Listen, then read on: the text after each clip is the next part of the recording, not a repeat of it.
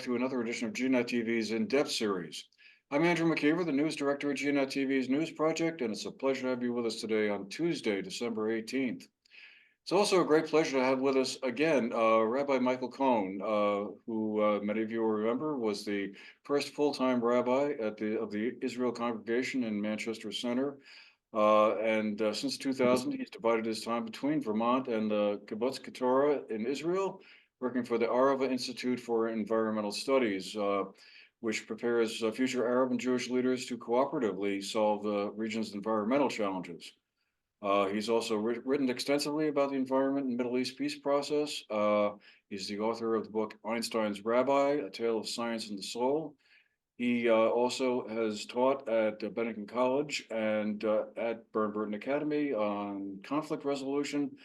And as many of you will remember, we had the pleasure of having him on one of our programs about 2 months ago to talk about all the current issues, strife, and conflict going on in the Middle East. Rabbi Cohen, very great to have you with us today. Thank you so much for making the time for this conversation. So important to hear from you, someone right there on the ground, as it were, in Israel, where so much is happening at the moment. I guess just to get us started, last time we talked was, I guess, around the second half of October. The current events we're seeing unfolding now were fairly recent at that time. But since then, how have things been going where you are at? And your kibbutz is located over on the eastern or southern side of Israel, facing towards the Dead Sea. Yeah, so we actually spoke, I checked this before we started today, October 18th, so 11 days after the event. It was, the ground invasion had not yet started. That happened 10 days later on the 28th. I would say the greatest kind of worry here, or what takes up a lot of thought here, is the safety of the hostages. And that, we were able to get some out through the ceasefire, and then there was the horrific incident, last week, when 3 of them were killed by Israeli soldiers.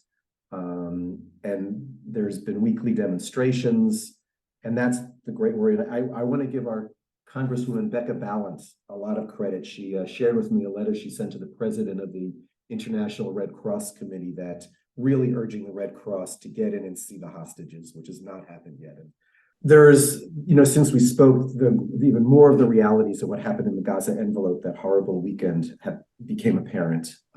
Just this brutal massacre of innocent people, mutilations, rape, torture. I don't even go through it.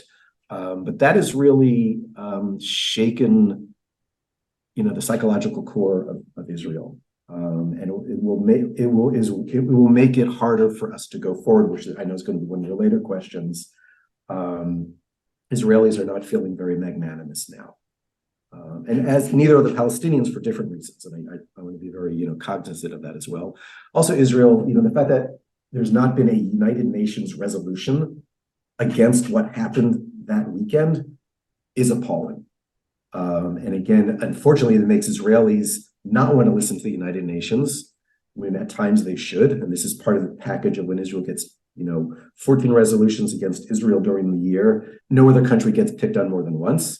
And yet we've got, Muslims being suppressed in China. We have violence in Congo. We have violence in Ethiopia and Darfur. And this, unfortunately, is not helpful, because when it's packaged that way, Israel's not going to listen, even when she should at times. But the fact that there can't be a resolution about these horrific events speaks very loudly, unfortunately, in Israel, and it does not help us move forward at all. There's clearly been the expansion of the war that the Houthis, in Yemen, and here in the kibbutz, we've seen the missiles come and destroyed overhead, as well as the missiles from Hamas over there, and what's happening on the Israeli northern border with Hezbollah. And Iran's fingerprints are all over all of this in all 3 places. And so, whether we can contain the conflict just to Gaza at this moment, the Red Sea is basically closed now to international travel. So that's been a big change since we last spoke. Incredible empathy, and we have for what's happening to Palestinians in Gaza, and the horror that they are also going through. I will say that it took me 5 weeks, but I was able to work a web of contacts, including the Vermont congressional delegation, on getting one of our Gazan alumni mothers out of Gaza. She's now with her son in Kansas City, where he lives. And I'm working on trying to get 2 of our alumni. And then we are also, the Institute, working on trying to get some of our Palestinian partners out of Gaza now. So you hold a lot of things at the same time here. I can't imagine what it must be like over there at this moment, between everything that's going on. Every week seems to bring some major change of one sort or another. But at the Institute, are you still able to have Jewish and Arab students working together on environmental questions, or is that just one of the casualties of this whole situation going on right now? It speaks volumes what we see here at the Institute. Our students want to be here. Those Israelis and Palestinians who could easily go, or even the Americans, they all say, we want to be here. This is the family we want to be with. And we have the alumni have a Zoom, and they feel this is where they can talk and really be understood. So our classes have continued. In the early weeks of the war, a lot of the classes were on Zoom because the teachers couldn't come down because of the more intensity of the fighting and the rocket firing. But the classes are pretty much now face-to-face again. We haven't done, usually a really important component of the Arava Institute is we do environmental and political touring during the semester, and that we've had to just completely cancel, unfortunately. And so the students are missing out on that. I will also say that though 2 weeks ago students felt comfortable enough traveling, so it was actually the Saturday of Hanukkah, and a whole bunch of the students, Christian, Muslim, Jews, went to Jerusalem for Hanukkah to celebrate with one of our Israeli Jewish students with his family in Jerusalem. And then that night they went to Abu Ghosh, an Israeli Palestinian town, and to celebrate with another student there. And so they were at least able to do that, which they normally do every weekend. We have a component of the program called the Dialogue Forum, which is where the students have a safe place where they can both say and hear the difficult things to each other. And what's amazing about this group, they did not feel it was enough. And so they've created a whole other track that they're doing themselves, that they've invited me to actually speak in some of those sessions, on delving deeper into the conflict. They want to understand this conflict better while this war is raging. And that also speaks, I think, volumes of what we're able to do and accomplish here at the Institute. And I will say, I'm not yet seeing light at the end of the tunnel with this war. And I will say, though, on Monday, which is Christmas, as you know, I will be traveling with Dr. Clive Lipchin, who runs our Transboundary Water Management Research Center.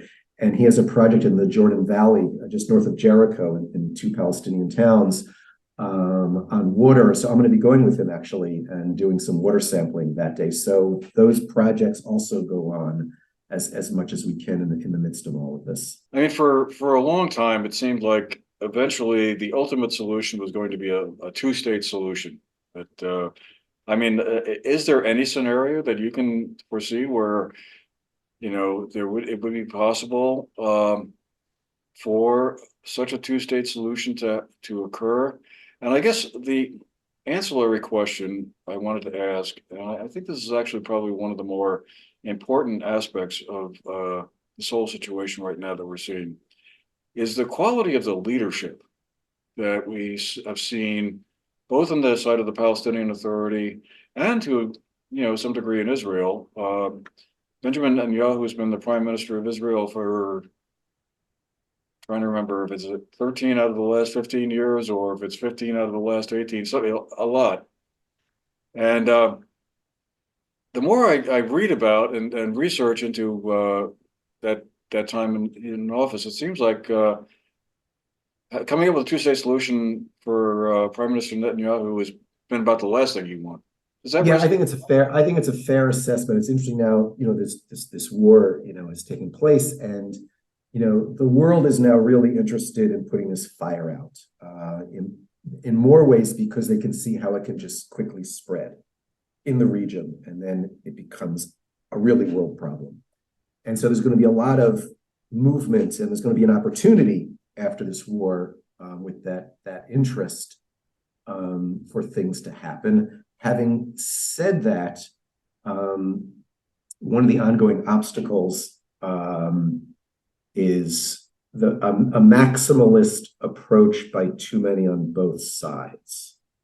It's interesting, we've had the phrase, which we can return to later on, from the river to the sea, Palestine will be free. That's a pretty maximalist approach. And what's interesting is that if you look at, both Israelis, I'm always reading maps. I've been interested in maps since I was a kid. If you look at most of the maps that is Israel and the Palestinians, the Israelis and Palestinians put together, they're it's from the sea to the river, right? Without the other, right? So we have these, so we have these maximalist positions that are being pushed by both sides, and by the leadership of both sides. Listen, it's pretty clear that Netanyahu, what he said a couple of years ago, have two states. It was just to make the Americans happy. And he really doesn't believe it. He really does not believe it. And Abbas, for all of his, saying he'll work things out, it's unclear that he's willing to do that either. And so part of it is, how do we create the conditions on the ground where you don't have the extremists and or the maximalists controlling the agenda, but you have the majority of Israelis and Palestinians that want to move forward, that realize it will take a serious compromise. But sometimes they don't know where does that lie? And that's why I'd argue the work of the Arava Institute or the other 180 organizations of the Alliance for Middle East Peace is so critical, because we present real life models.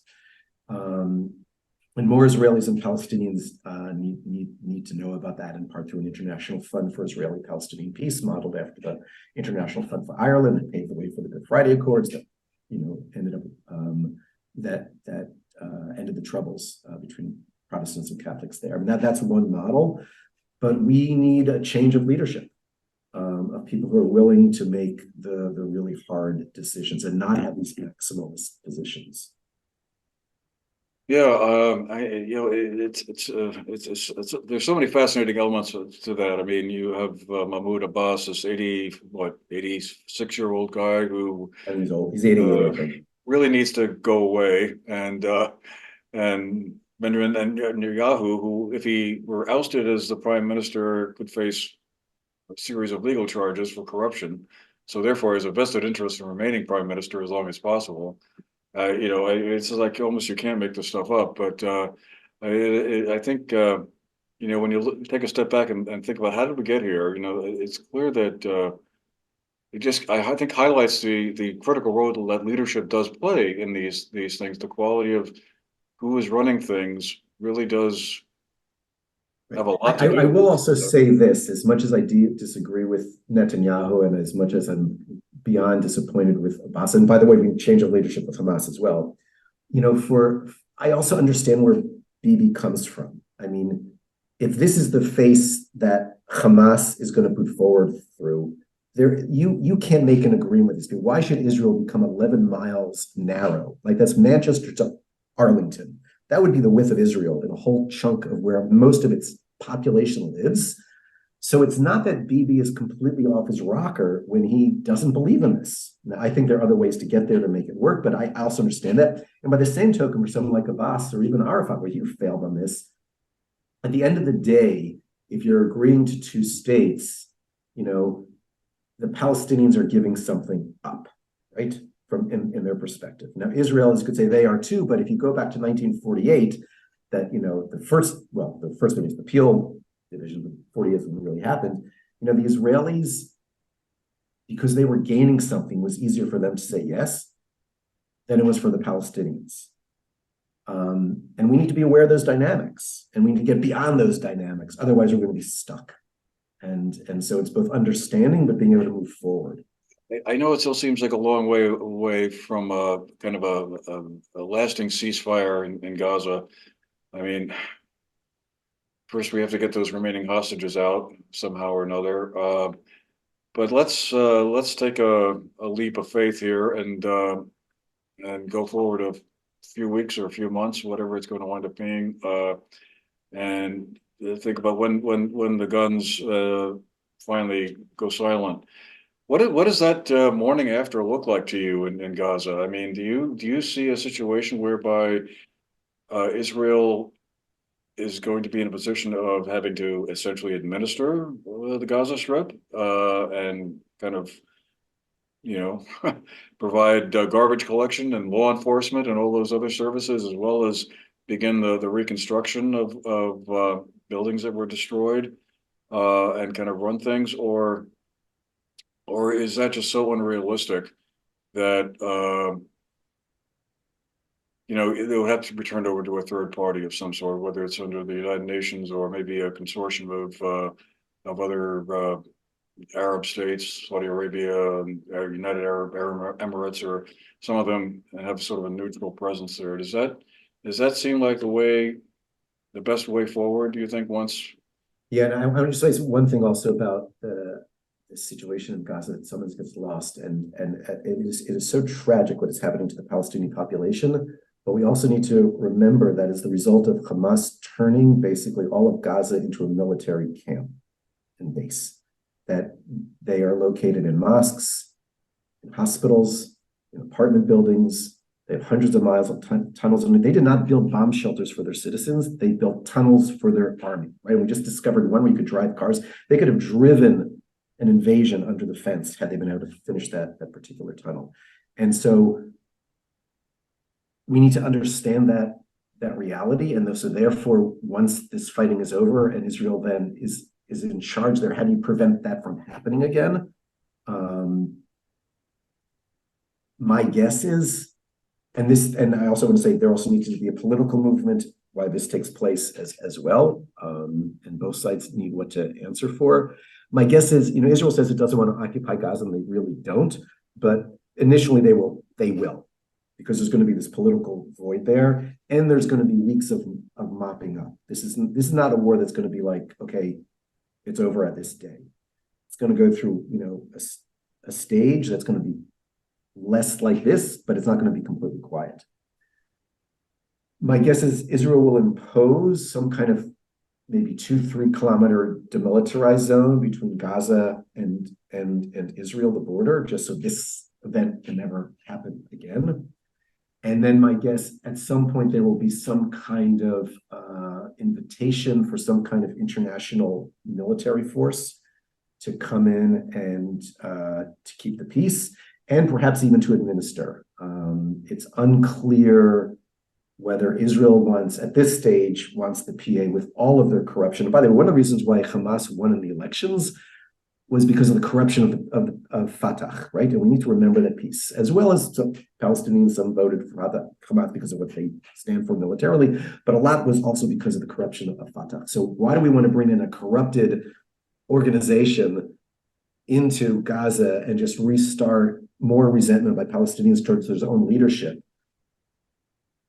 So my guess is that some kind of international force may not just be brought in, maybe also for security and perhaps also for administrating and rebuilding. We've at the Institute, we're working along with many organizations on, you know, the day after, and with our expertise in small scale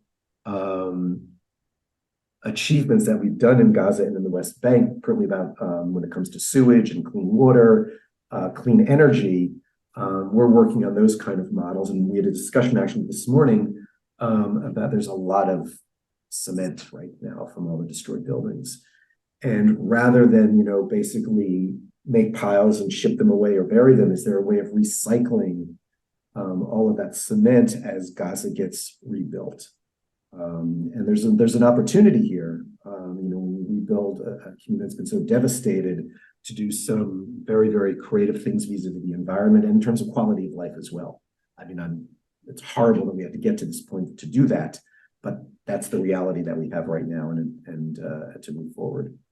I'm sure you probably followed the situation with the 3 university presidents from Harvard, MIT, and the University of Pennsylvania who testified before a congressional committee a couple of weeks ago, and I guess gave what you could call lawyerly answers to some of the questions from some of the Congress people, particularly Representative Elise Stefanik our almost next door neighbor from across the New York State border here. But I guess I just wondered, what did you make of it from your vantage point over there? I mean, it's interesting. So, the phrase was, is calling for genocide against Jews, does it violate university harassment policy, right? So it's a very specific question about harassment, right? And harassment is very specific. It's very limited. It's got a particular definition, and that's where the presidents where they were answering, and they find to answer it in that narrowness. But what they completely missed and blew, and these are smart people, Ivy League presidents, was the context of such statements. It may not be harassment in their eyes based upon the context, fine, but those statements are dangerous and could be deadly. And in the theater that we are in right now, need to be called out directly. And they could have done both. They could have done their limited legalese harassment answer, but then they should have done this, and they didn't do that. And that was the great, great failure for these leaders of these institutes of higher learning. Is very worrisome.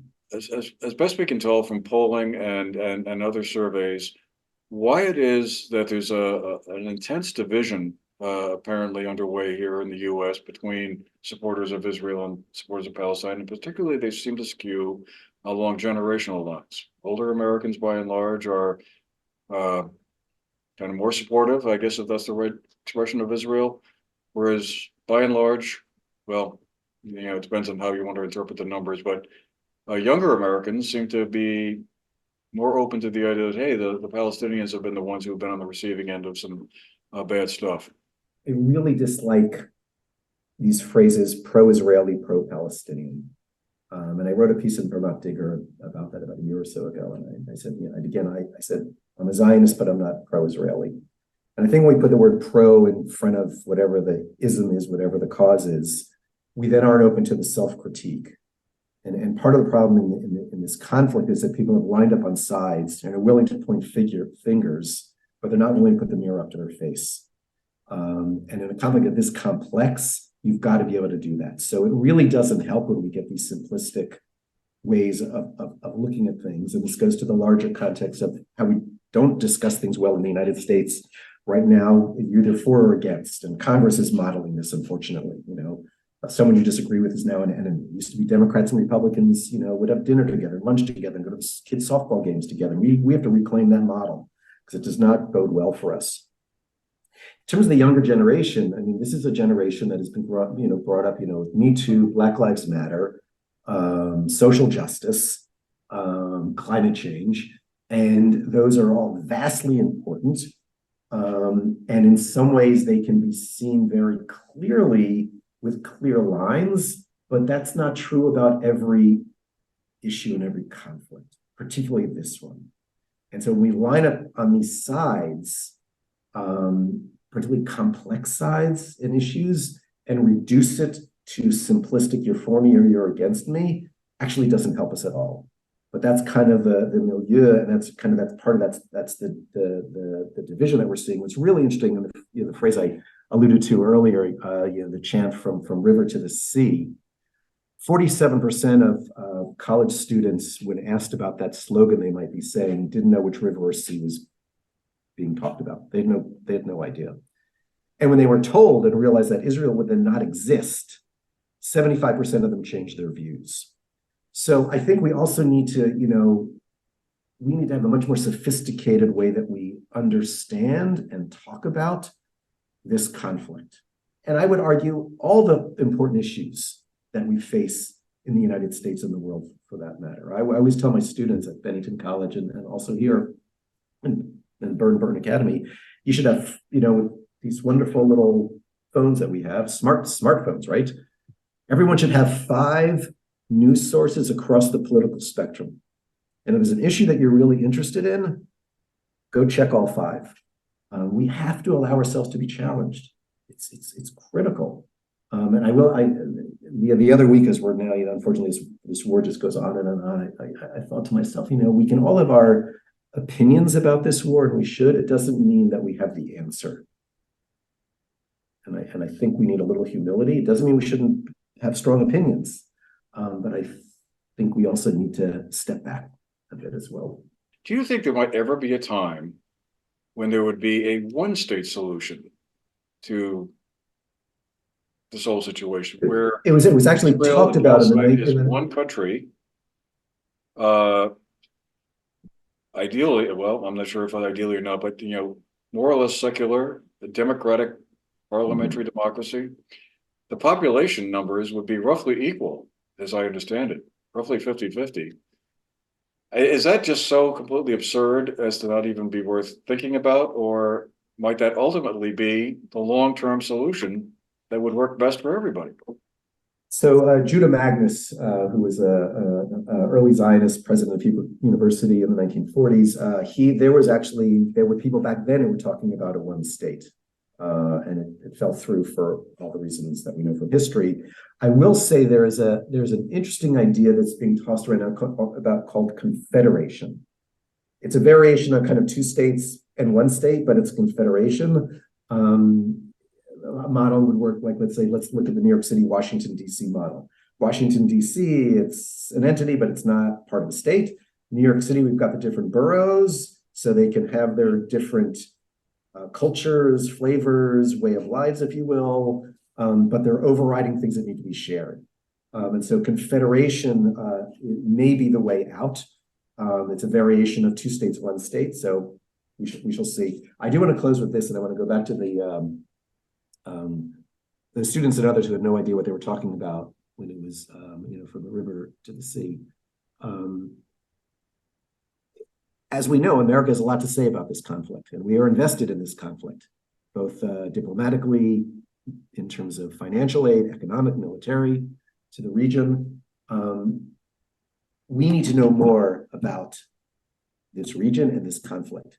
And so I certainly invite anyone who's watching, if you're a college-age student or a high school student planning to go to college, or if you've got college-age children, grandchildren, consider studying with us here, with Israelis, Palestinians, Jordanians, Moroccans, and learn about solutions of how we learn to live together as well. I'm coming up with about 5 or 6 other questions I'd love to ask you about. I'm going to try one more before we really do have to roll. U.S. Congress has had a rather, shall we say, difficult year, and capping it off with failing to come to an ability to vote for $60 billion worth of weaponry to Ukraine. And that package also included, I think, roughly 14 billion, roughly, in support for Israel. How critical is that $14 billion in support for Israel? Yeah, I'm not a military person, and so I really don't know the answer to that. Clearly, Israel would prefer to have that, as would the Ukraine, and so if the United States is supporting both of these entities, you would hope that we could support them in that way. By the same token, I will say, and I think I mentioned the last time we talked, Congress did pass this bipartisan NEDA-LOE Middle East Peace Partners Act, $50 million for each of the next 5 years, and every year that 50 million has to be reallocated. So it's not always a guarantee. And one of the things that we're talking about through the Alliance for Middle East Peace and others is that we would like a larger allocation going forward for the next couple of years, just because there's so much work. And again, if we are going to create different conditions on the ground, we need to invest in that work. We know what happens when we invest in peace. Tolstoy said, a gun on the wall in the first act, it's used by the third.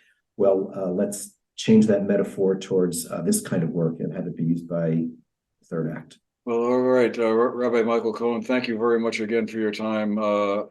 Thanks to all of you who have been with us today. Hope you found the program interesting. We'll see you again the next time.